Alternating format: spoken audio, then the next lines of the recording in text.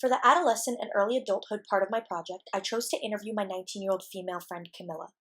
I chose to talk to her about whether or not she exercises daily, her physical abilities, her health.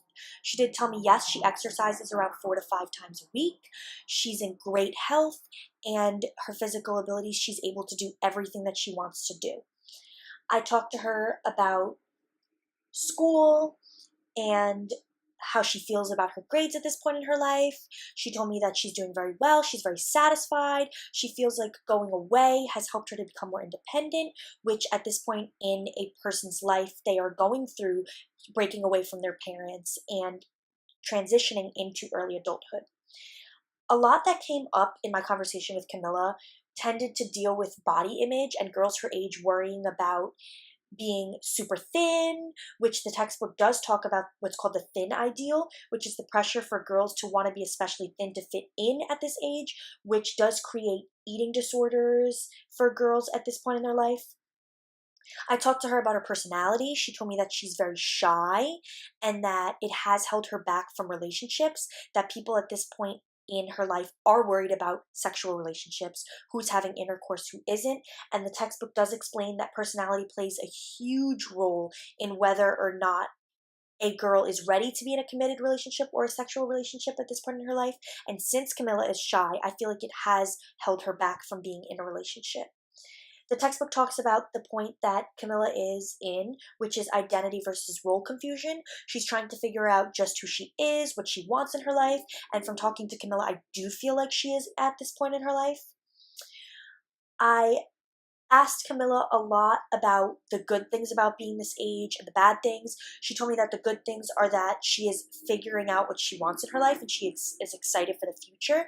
And she said the bad things are sometimes it can be confusing to be this age because you're not fully an adult yet, but you're no longer a teenager as much. For middle adulthood, I chose to interview my 50-year-old mom. I talked to her a lot about her marriage, her career path, the good and bad things about being her age. When talking about her marriage, my mom seems very happy.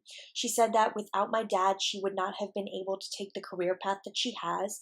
And when reading the textbook, it says that happily married people reported that having a lifelong partner creates economic stability and a person to love and take care of you for the rest of your life. During this age, the textbook also discussed a lot about career happiness. When talking to my mom, she did say that she is very happy with the path she took in her career.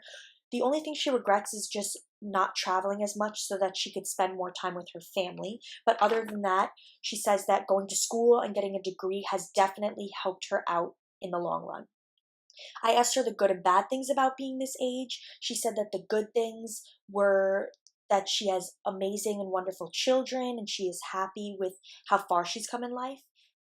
She said that the bad things were obviously her physical ability is starting to decline, her health is starting to decline, as she has very bad back problems. She can no longer exercise as much as she used to because of her back problems. But overall, she said that she is happy at this point in her life. I talked to my mom about the fact that she is going through generativity versus stagnation, as I had read in the textbook.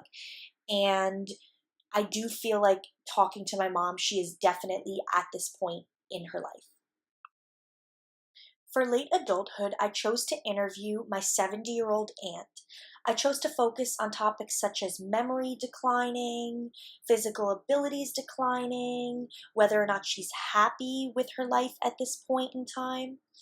When talking about her memory, she did tell me that she does feel like it has declined a lot over the years, and I did see a huge difference when talking about memory between her and my mother as they are 20 years apart.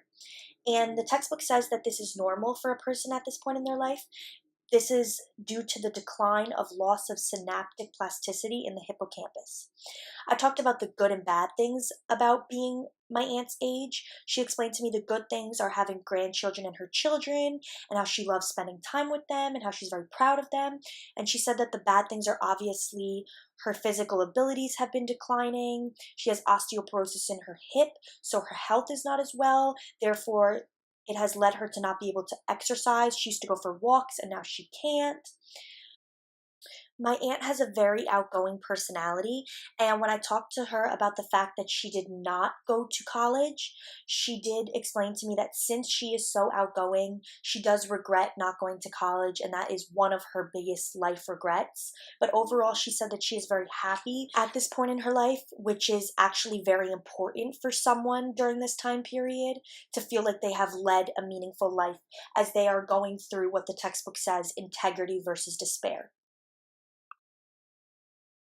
Overall, I think that each person I have interviewed has expressed all of the main concerns expected of them at each point in their lives. The interviews have taught me a lot about everything we've discussed in class, the textbook readings, and I was clearly able to see how our concerns and our physical abilities and our health change over the course of our lives.